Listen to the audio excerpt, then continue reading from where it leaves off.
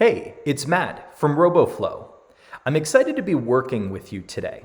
Throughout this course, what I'm going to show you is how to use Roboflow and the Luxonis Oak D device together. In order to do that though, I do want to take a brief moment to talk to you about, at a 10,000 foot level, what Roboflow is. As you can see here, Roboflow gives you everything you need to start building computer vision into your applications.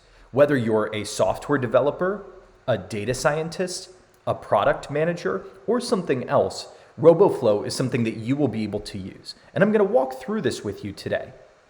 There are 5 different stages of using Roboflow. You can see them down below. For example, we're going to start by uploading images together. Once we've uploaded images, then we're going to move into using the platform to annotate those images or label those images together. Then I'm going to show you what organizing your images looks like. When it comes to organizing, we often think about pre-processing and augmenting our images. Next, we're going to get into how to train your model.